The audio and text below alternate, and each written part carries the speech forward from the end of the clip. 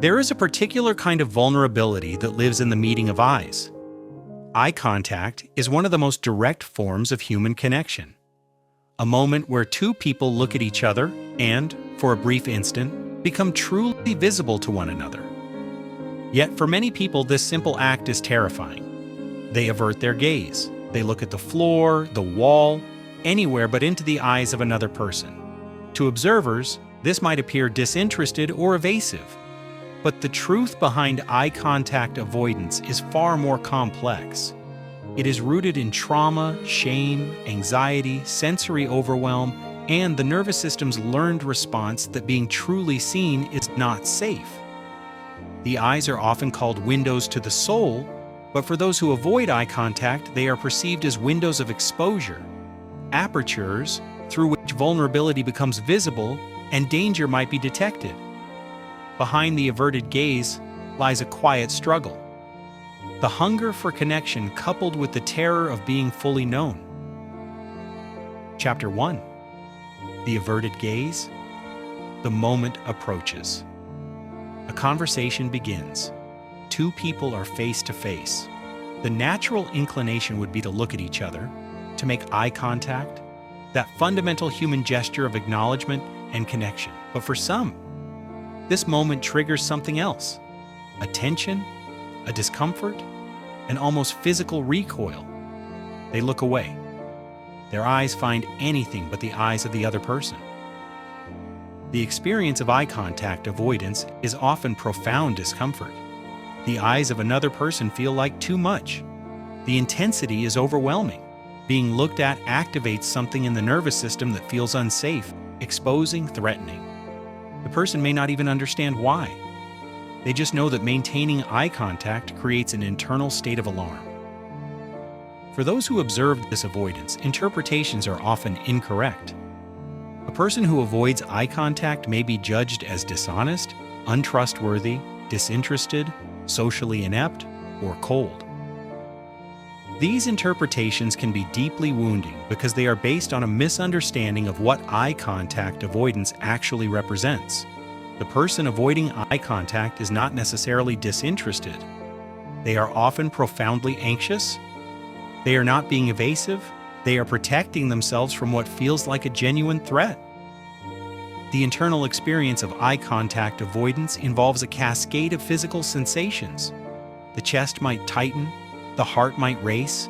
The person might feel a heat rising in their face. There is often a strong urge to escape the situation. The person is not choosing to look away out of laziness or rudeness.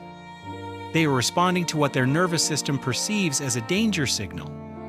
What complicates the experience is that the avoidance itself creates problems. The person wants to connect. They may desperately want the intimate eye contact that signals trust and closeness. But the gap between what they want and what they can tolerate is enormous. They are caught in a paradox, seeking connection while simultaneously doing the very thing that prevents it. Over time, the pattern reinforces itself. Each interaction in which the person avoids eye contact is interpreted by others as a sign of disinterest or dishonesty. This creates distance. The person feels increasingly isolated and misunderstood, and the avoidance becomes more entrenched because the consequences of avoidance reinforce the belief that eye contact is unsafe. The person who avoids eye contact often develops elaborate compensatory strategies. They might focus on the bridge of the nose, the mouth, the general face area, anywhere but the eyes. They might look at the person when that person is not looking at them, gazing back to the floor before their eyes are met. They might engage in conversation while looking away entirely, hoping the other person will not notice or will interpret it as distraction rather than fear. There is often shame attached to eye contact avoidance. The person is aware that this is unusual. They know that eye contact is considered normal and expected in most social contexts. They may feel defective or broken. This shame can drive further avoidance, both of eye contact and of social situations in general. For some, the avoidance is situational. They can maintain eye contact with intimate partners or close friends, people in whose presence they feel safe. But with strangers, authority figures, or in high-stress situations, the avoidance intensifies. For others, the avoidance is pervasive, present across all contexts. Chapter 2. The Roots of Invisible Danger. Eye contact. Avoidance does not emerge from nowhere. It is created through experiences that taught the nervous system that being seen, being looked at, being the focus of another person's gaze is not safe. For many people, the roots lie in trauma. Someone who experienced violence, abuse, or violation may associate direct eye contact with their attacker. The piercing gaze of an aggressor becomes imprinted in the nervous system as a sign of danger. Years later, even in safe contexts, direct eye contact can trigger the same physiological response as the original trauma: heart racing, breath shallow, muscles tensing. Others develop eye contact avoidance in response to relational trauma. A child whose parent was unpredictable might have learned that watching their parent's face was essential for safety. They learned to read the parent's emotional state from their eyes. But they also learned that direct eye contact sometimes triggered the parent's anger. So they learned to look without being seen, to watch without being caught watching. Shame is another powerful root. People who carry deep shame about their bodies, their intelligence, their worthiness, often cannot tolerate being looked at.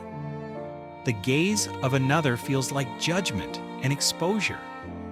They fear that in the meeting of eyes, the other person will see their shame, will perceive their perceived defects, will confirm what they believe about themselves. Social anxiety is deeply intertwined with eye contact avoidance. For people with social anxiety, the fear of being scrutinized, judged, or evaluated is intense. Eye contact feels like concentrated attention and potential criticism.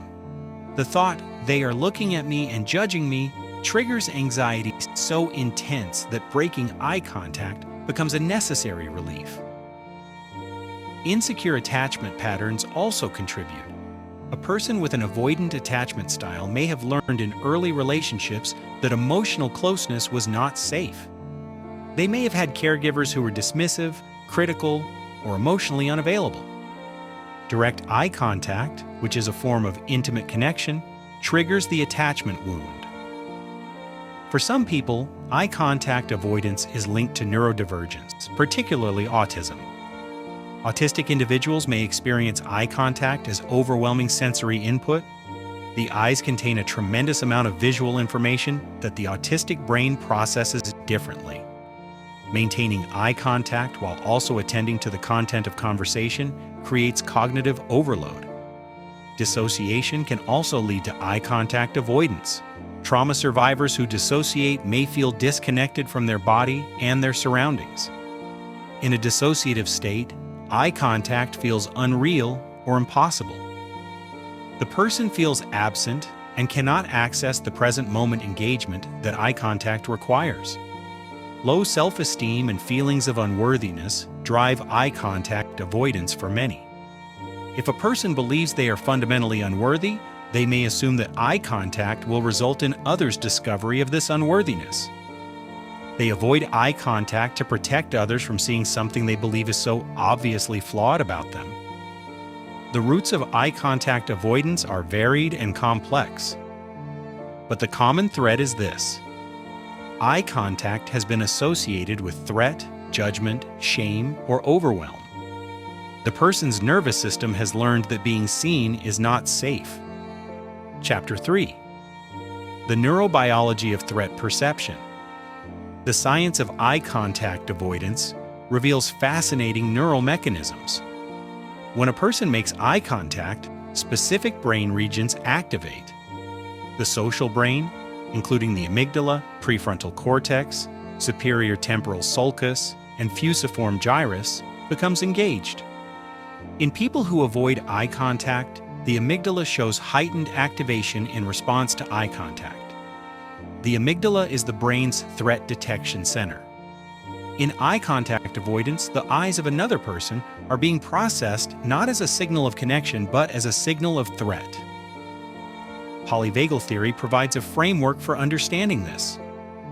According to Stephen Porges' polyvagal theory, the autonomic nervous system has three primary states: social engagement, ventral vagal, mobilization, sympathetic, and immobilization, dorsal vagal.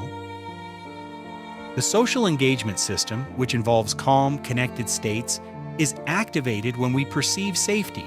The vagus nerve, particularly its myelinated ventral branch, activates the facial muscles that allow for eye contact, facial expression, and social engagement. This is the state in which healthy eye contact occurs. In people who avoid eye contact, the perception of threat, what Porges calls neuroception, shifts the nervous system out of social engagement and into either sympathetic mobilization, fight or flight, or dorsal vagal immobilization, shutdown or dissociation. The eye avoidance hypothesis suggests that for autistic individuals and those with social anxiety, eye contact activates threat detection pathways so strongly that it triggers an avoidance response as a protective mechanism. The amygdala hyperactivates, and the person instinctively avoids the stimulus, the other person's eyes. In people with social anxiety, the pattern is slightly different. Initial eye contact may trigger hypervigilance, heightened attention to the threat, but prolonged eye contact triggers phobic avoidance. The person looks away to relieve the anxiety. The prefrontal cortex, which normally regulates emotional responses and maintains eye contact despite discomfort, shows reduced activation in people who avoid eye contact. This means the higher cognitive functions that would allow a person to override the fear and maintain eye contact are not active. For trauma survivors, the neural pathways associated with the traumatic memory have become linked with eye contact. The original threat, the aggressor's eyes, the perpetrator's gaze, becomes associated with all eyes. So in the present, any eye contact can trigger the implicit memory of the original trauma, even though the conscious mind knows the current situation is safe. Chapter 4. The Paradox of Connection. The deepest irony of eye contact avoidance is that it emerges from a place of human need. People who avoid eye contact are not people without desire for connection. Often, they are people with profound, almost desperate hunger for genuine human contact.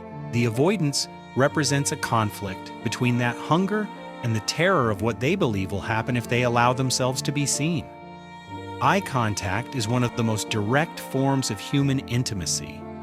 3 minutes of sustained eye contact between two people can create feelings of closeness and even love. Yet for people with eye contact avoidance, this same eye contact creates feelings of dread and exposure. The person avoids eye contact to protect themselves, but in doing so, they prevent the very intimacy that would help them heal. They remain alone, even in the presence of others who might care for them. There is also a misunderstanding that drives the paradox. Others interpret the avoidance as a sign of dishonesty or indifference. So the person who avoids eye contact is often rejected, confirmed in their belief that being truly seen leads to rejection. The person avoids eye contact believing it protects them, but it does the opposite. It deepens their isolation. It reinforces the belief that connection is impossible. It creates a cycle. Avoidance leads to misunderstanding, which leads to rejection, which validates the fear that made the avoidance necessary. Chapter 5. The Moment of Recognition. The turning point often comes not as a dramatic realization, but as a gradual, painful awareness. A person looks at their life and sees the cost of their avoidance. Relationships that never developed the closeness they craved. Romantic partnerships that remained shallow and unsatisfying. Professional opportunities missed because they could not engage in the eye contact that signals confidence and presence. Some people reach this point through feedback from others. A partner tells them, "When you look away, it makes me feel like you do not love me, or it feels like you are hiding from me." The person realizes that their protective avoidance is, paradoxically, harming the connections they value. Others reach this point through therapy or through learning more about what eye contact avoidance actually means. The recognition that their avoidance stems not from disinterest or dishonesty, but from fear and nervous system dysregulation can be both relieving and motivating. Chapter 6: The Gentle Path to Presence. Healing from eye contact avoidance is not about forcing someone to maintain uncomfortable eye contact. It is about gradually building safety and tolerance through relationship and nervous system work.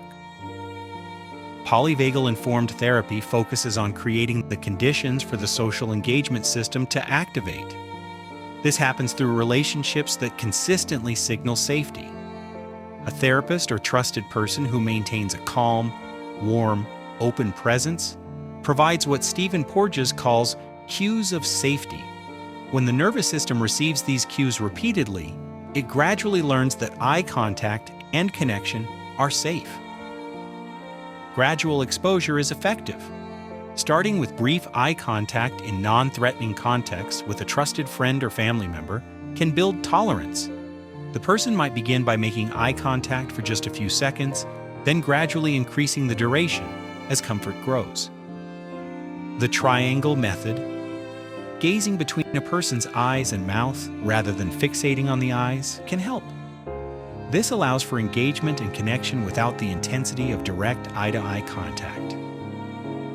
Somatic approaches that help the person regulate their nervous system are crucial. Breathing practices, movement, and other body-based techniques can help shift the nervous system out of threat mode and into social engagement mode. EMDR therapy and other trauma processing approaches can be helpful for people whose eye contact avoidance is rooted in specific traumatic memories.